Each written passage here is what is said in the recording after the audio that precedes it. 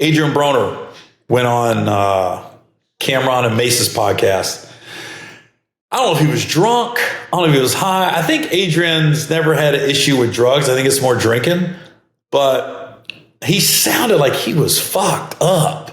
It sounded like he left the club and went straight to Cameron's podcast and started talking. And he kept flirting with the co-host. Her name is Treasure. And he just kept saying, Stat. They just kept calling her Stat. He's like, man, I didn't know he was that pretty. And then he just kept coming back to it. And it got disturbing. And then Cameron finally was like, off the air, said, yo, can we pause this? Yo, my dude. No, he said, my G, you can't do that, man. He goes, her boyfriend's here. You know, we can't be, enough's enough. And then he was like, all right.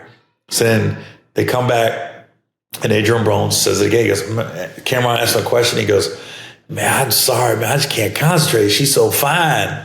And then Cameron finally goes, all right, man, we got to end this. I'm going to pay you for your time. And he went and gave him some money. And then he basically escorted Adrien Broner out the studio. You could wait for us outside. You know, we could chop it up then. But then later on, I saw Cameron like really going in on Adrien, like, you know, went off on him. And so it leads me to believe after Adrien left, something else happened. Because Cameron and Mace were very polite, very, because they can go in on people. They go in on a lot of people. They weren't going in on Adrien. They were telling him how big of fans they were. They were hyping him up. And then everything just went left. And even when Cameron like escorted out, he goes, I got love for you, but we got to end this, man. Her boyfriend's here and we can't. I don't want the disrespect to keep happening. You can't be hitting on a girl right in front of their boyfriend, which I completely agree with. And then he escorted him out, and Adrien was saying, I love you, Cam. I love you, man. And then all of a sudden I saw another clip where Cam was just going in on him. Like, drunk, all this other stuff. And then, so it leads me to believe when he escorted Adrien out, something else must have happened between him escorting Adrien out and then Cameron coming back on. I don't know what, but I'm sure they'll address it soon. So after this podcast, 2 things you should do. Watch the Damon Dash interview on The Breakfast Club, and then watch the Adrien Broner interview, which is only like 15 minutes and he was gone, on the Cameron and Mace podcast. It was interesting. I'm an Adrien guy because he's from Cincinnati. So, anybody from Cincinnati, man, I'm a fan of, because I feel like it's the hometown. When somebody like comes out of Cincinnati, where it's an athlete, anybody, man, you like to know they're from Cincinnati. I didn't know I Show Speed was from Cincinnati. And all of a sudden he went back home last week and I saw that and I was like, oh, I know he went to Purcell Marion. And so now I'm like, I'm glad he's doing well.